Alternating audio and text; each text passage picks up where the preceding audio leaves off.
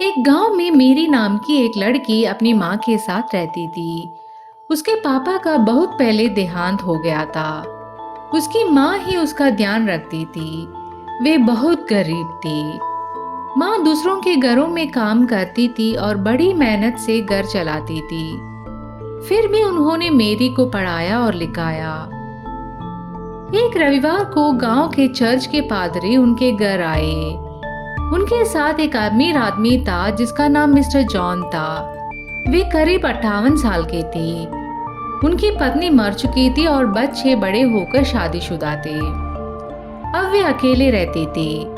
मेरी और उसकी माँ पादरी और जॉन को देखकर हैरान हो गई, लेकिन उन्होंने उन्हें बैठाया और पानी पिलाया। फिर पादरी ने कहा कि वे एक शादी का प्रस्ताव लेकर आए हैं। मेरी को लगा कि यह शादी का प्रस्ताव शायद उसके लिए होगा और किसी नौजवान लड़के से होगा। लेकिन जब पादरी ने बताया कि जॉन खुद मेरी से शादी करना चाहते हैं तो वह चौंक गई। जॉन तो उनके पापा के उम्र के थे। वह बहुत दुखी हो गई, लेकिन उसकी माँ खुशी हो गई। उन्होंने मेरी से कहा कि अगर वह शादी कर लेगी तो उनकी गरीबी दूर हो जाएगी। जॉन के पास बहुत पैसा है और उनके मरने के बाद वह सब कुछ मेरी को मिलेगा। मेरी ने मना कर दिया।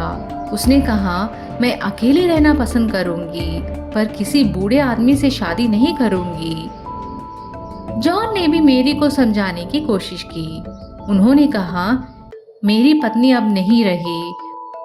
मैं अकेला हूँ और किसी को जीवन साथी बनाना चाहता हूँ। मैं तुम्हारा अच्छे से ख्याल रखूंगा। मेरी ने शांत होकर जवाब दिया, अगर आपको अकेलापन लग रहा है तो किसी अपनी उम्र की औरत से शादी कर लीजिए।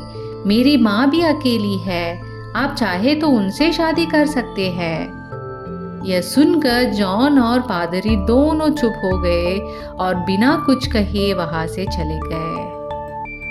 धन्यवाद दोस्तों। अगर आपको यह कहानी अच्छी लगी तो इस चैनल को जरूर सब्सक्राइब कीजिए।